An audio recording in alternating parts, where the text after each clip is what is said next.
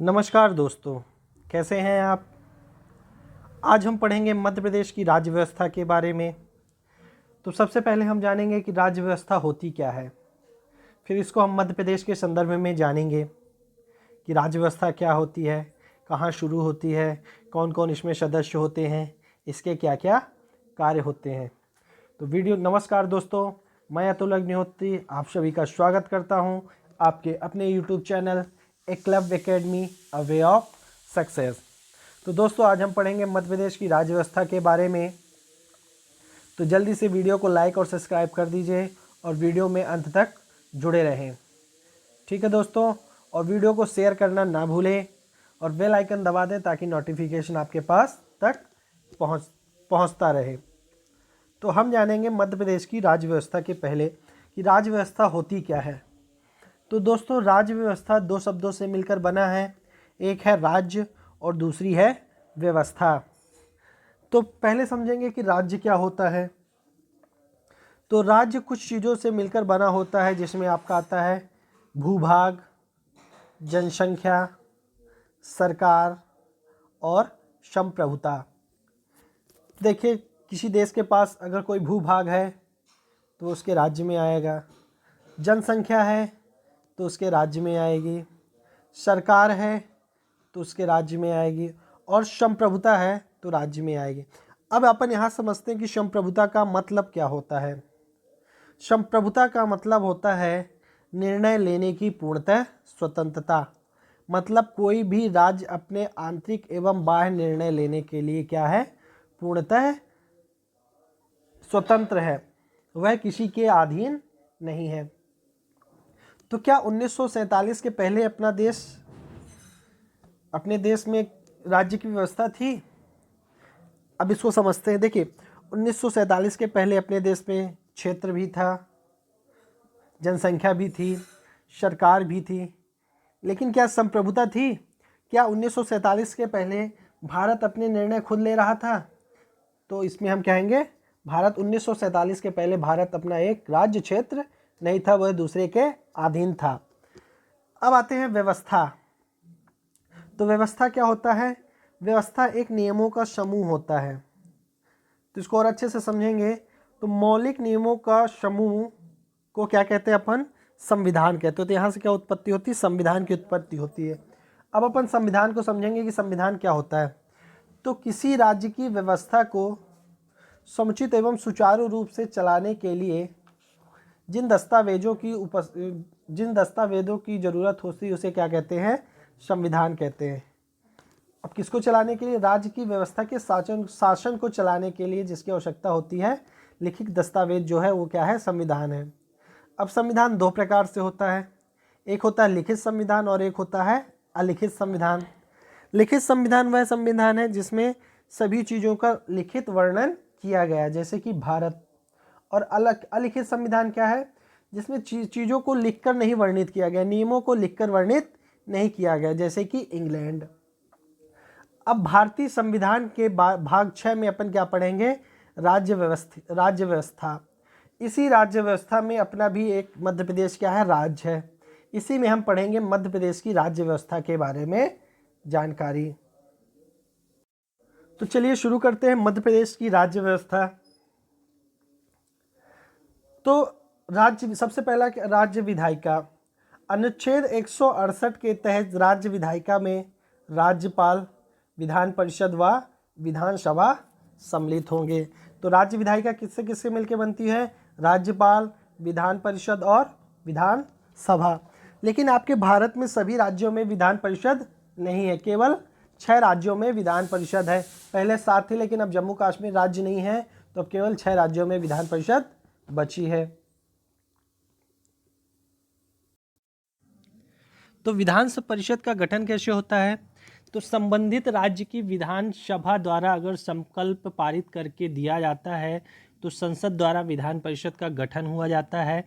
यदि अगर संबंधित राज्य की विधानसभा द्वारा विधान परिषद को विघटित करने के लिए संकल्प पारित किया जाता है तो संसद द्वारा ही उसको विघटित किया जाता है। तो संसद विधान परिषद का गठन भी कर सकती है और विघटन भी कर सकती है। फिर अनुच्छेद 169 के तहत राज्य विधान परिषद का सृजन या स्थापना किया जाता है, ठीक है ना। तो विधान परिषद किस अनुच्छेद में है, तो 169 के तहत। लेकिन संविधान संशोधन अधिनियम 1956 के द्वारा विधान परिषद अभी तक अस्तित्व में नहीं आई। ये किसके लिए, मध्य प्रदेश के लिए, कि मध्य प्रदेश में अभी तक विधान परिषद अस्तित्व में नहीं आई है। फिर अनुच्छेद 170 राज्य विधानसभा के बारे में प्रावधान। तो राज्य विधानसभा किस में है, राज्य विधानसभा है आपकी 170 अनुच्छेद में। अब मध्य प्रदेश में विधानसभा सीटें कितनी हैं, तो मध्य प्रदेश में विधानसभा सीटें 230 + 1। तो 230 क्या है, 230 आपकी संबंधित क्षेत्र से है, और एक जो है वो है आंग्ल भारतीय के लिए एक सीट रिजर्व की गई है।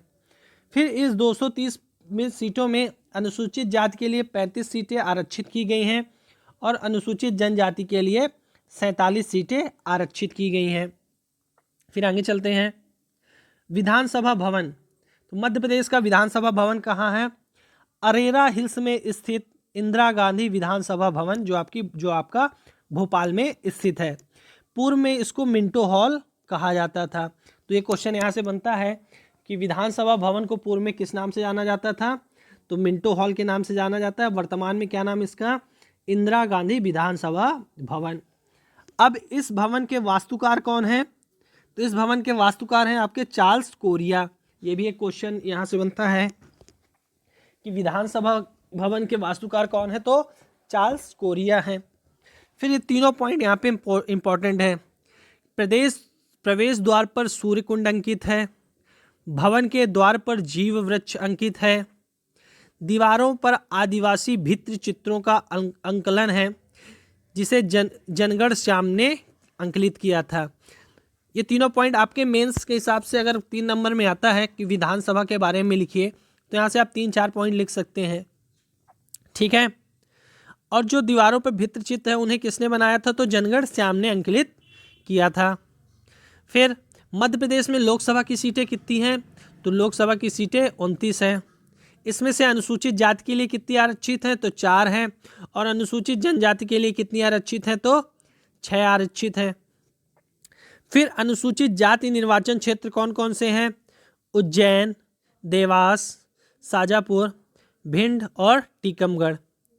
अनुसूचित जनजाति क्षेत्र कौन कौन से हैं, शहडोल, मंडला, धार, रतलाम, झाबुआ, खरगोन और बैतूल। ये अनुसूचित जाति एवं अनुसूचित जनजाति निर्वाचन क्षेत्र हैं। फिर राज्य की कार्यपालिका को 2 हिस्सों में डिवाइड किया गया है, राजनैतिक कार्यपालिका और प्रशासनिक कार्यपालिका। अब देखते हैं राजनैतिक कार्यपालिका में कौन होते हैं। तो राजनैतिक कार्यपालिका को फिर 2 भागों में डिवाइड किया गया है, नाम मात्र की कार्यपालिका और वास्तविक कार्यपालिका। तो नाम मात्र की कार्यपालिका में कौन होता है, तो नाम मात्र की कार्यपालिका में राज्यपाल होता है, और वास्तविक कौन होता है, मुख्य सहित मंत्रिपरिषद होता है। अब यहाँ से 2 क्वेश्चन बन के आते हैं। अगर पूछता है कि राज्य का प्रमुख कौन होता है, तो राज्य का प्रमुख राज्यपाल होता है। लेकिन अगर पूछता है राज्य सरकार का प्रमुख कौन होता है, तो राज्य सरकार का प्रमुख मुख्यमंत्री होता है। यहाँ पे ध्यान दीजिएगा, जब केवल राज्य का प्रमुख पूछे तो राज्यपाल, और जब राज्य सरकार का प्रमुख पूछे तो मुख्यमंत्री। फिर प्रशासनिक कार्यपालिका को 2 भागों में डिवाइड किया जाता है, एक सचिवालय और एक संचालनालय। सचिवालय में कौन कौन होता है, मुख्य सचिव, प्रमुख सचिव, सचिव, अतिरिक्त या संयुक्त सचिव, उप सचिव और अपर सचिव।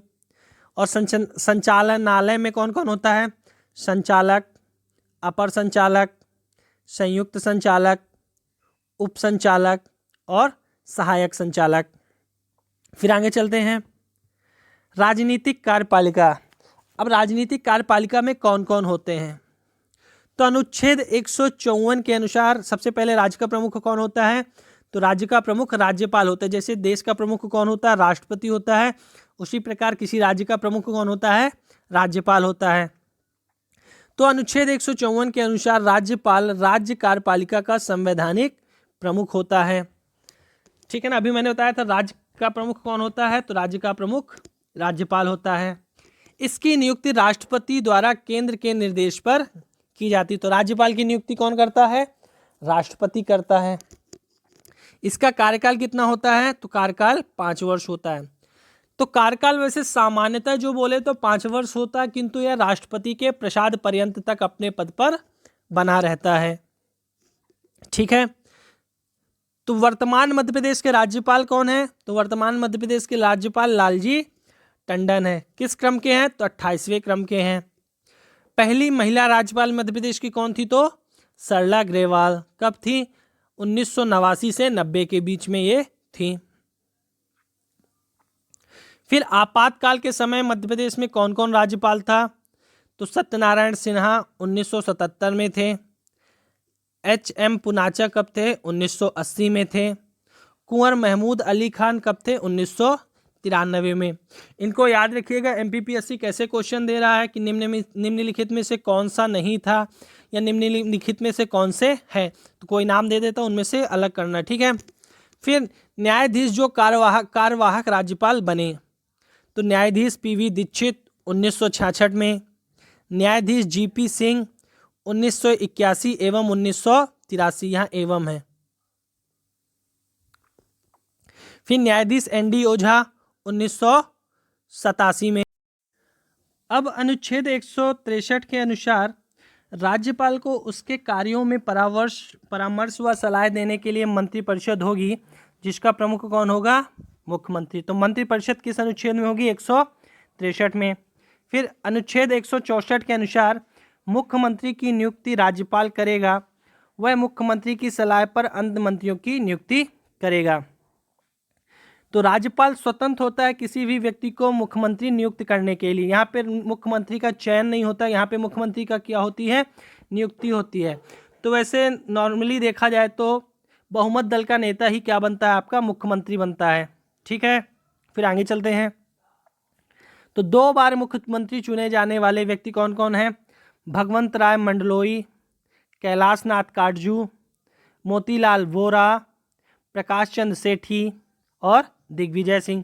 इन्होंने 2 कार्यकाल के लिए मुख्यमंत्री पे चुने गए हैं। फिर 3 बार मुख्यमंत्री कौन चुने गए हैं? श्यामाचरण शुक्ल और अर्जुन सिंह। अब मुख्यमंत्री से रिलेटेड कुछ इंपॉर्टेंट पॉइंट पढ़ते हैं।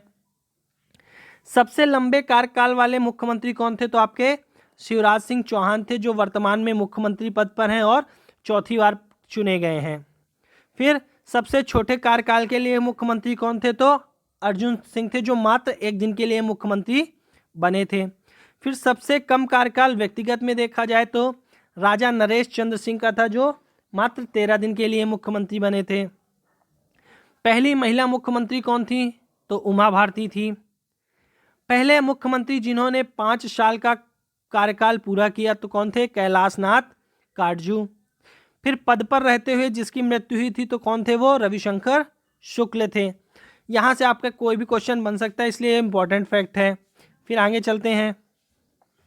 राष्ट्रपति शासन का सामना करने वाले मुख्यमंत्री कौन कौन थे? तो श्यामाचरण शुक्ल 1977, सुंदरलाल पटवा 1980, फिर सुंदरलाल पटवा 1992 एवं 93। तो दोस्तों, मैं उम्मीद करता हूं कि आपको मध्य प्रदेश की राज्य व्यवस्था में समझ में आया होगा। तो प्लीज़ वीडियो को लाइक और सब्सक्राइब और शेयर करते चलिए। थैंक यू दोस्तों।